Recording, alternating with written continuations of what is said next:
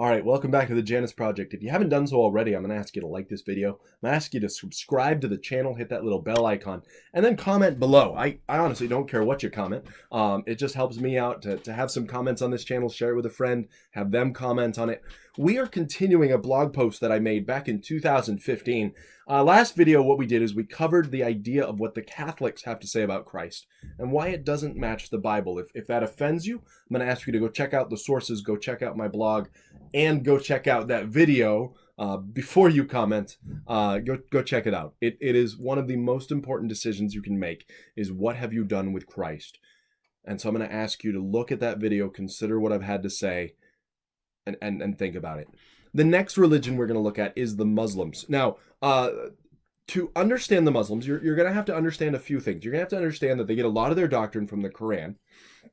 The Quran is separated into little like chapters called surahs. All right, and so you'll have the surah, and then the ayah is like a verse for the Muslims. So if I say surah such and such ayah, or if I say chapter this, verse this, just understand what I'm trying to get at. They do have official names, and so there'll be one al-Miriam and so on and so forth. But I'm going to just deal with them by their chapter and verse. Now, according to the Quran.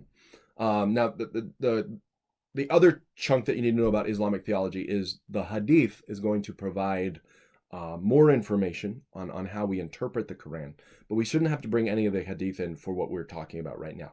Now, in the Quran, he's used about, the term Isa is used as the name for Jesus, used about 25 times throughout the Quran.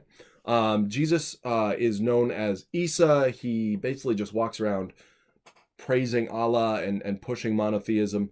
Basically, as one guy put it, he's like, he practically comes out of the womb preaching.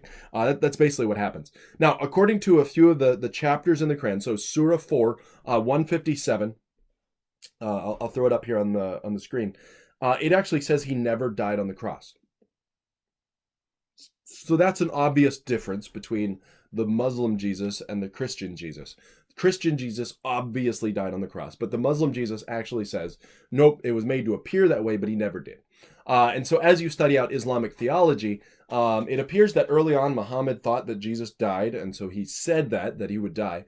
But then later on, he actually said, no, he was taken up into heaven, and at the end times, he's going to come back, and then he's going to die. So that seems to be either unintentional or I don't know what the deal was. But Surah 4, 157. Surah 1933 also talks about his death. Surah 19, 27 and 29 has him speaking as a baby. 30 to 33 has him defending his mother from the accusations of adultery. 34 to 37 denies that he was the son of God for the reason that Allah is above having a son or a consort or anything like that. And so Muhammad clearly thought that Allah had sex and produced an offspring and had a wife and all that. According to Surah 43, 57 to 65, I'll read one of the verses here. It says, Allah is my Lord and your Lord, so worship him. This is the straight path. Ayah 59 of that same surah, he, Jesus, is nothing but a slave whom we, Allah, made an example for the children of Israel. And so, as you can see, the Muslim version of Jesus, or Isa, he's not the Savior. He's not the Son of God. He's merely a prophet. He's a slave of Allah. And specifically, he is not the Son of God, which is what the Bible would teach. He's not the Savior. He's not the Lord. He's basically just an example. One of the Hadith, so this is kind of the teachings of Muhammad's life, and they use these to kind of piece together where in the Quran certain things come into play. Like I said, if you look in some of my other videos, you'll look on the shelf behind me, you'll see this huge collection of green books. That is Sahih al-Bukhari, which is one of the main Hadith in Muslim literature. And I've read through about a third of it. It's a fairly expansive volume. But one of the Hadith says this: then I shall intercede, and he will set me a limit as to the number of people. So I shall limit them into paradise. Then I shall return to him, and when I shall see my Lord, I shall bow down as before. Then I shall intercede, and he will set me a limit as to the number of people. So I will admit them to paradise.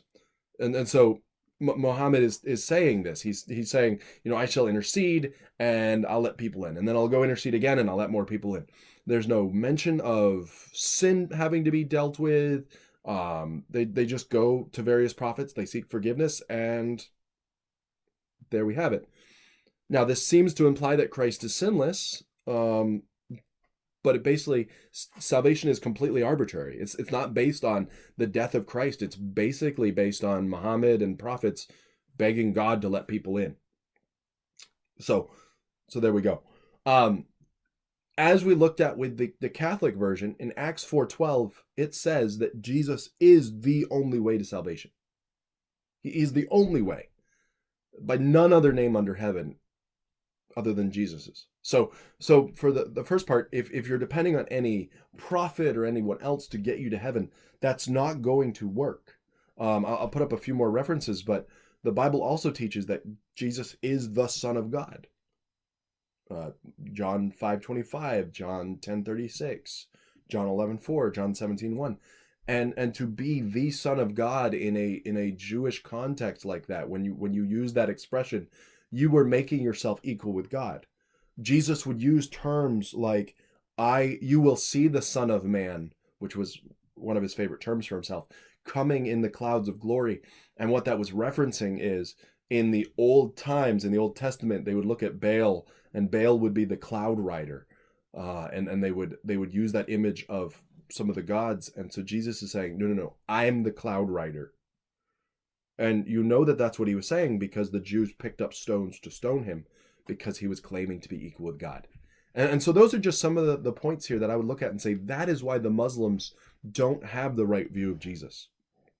Now, for more information on this, I would point you to James White. He wrote a whole book, What Every Christian Needs to Know About the Qur'an. I'd also point you to David Wood. He has done extensive research into Islam. David Wood was once an atheist who converted to Christianity and who has been debating atheists and Muslims ever since. He can be a little bit on the crass, rough side, but I would recommend go watch his debates. He's going to just wipe the wall with his competitor. But David Wood and James White are going to be two that I would recommend go to, learn from them. They're kind of opposite sides of the coin in their approach. But that would be where I would direct you. So guys, this has been another episode of the Janus Project. Again, remember to subscribe, hit that bell icon for more notifications, and hold on for more coming up soon.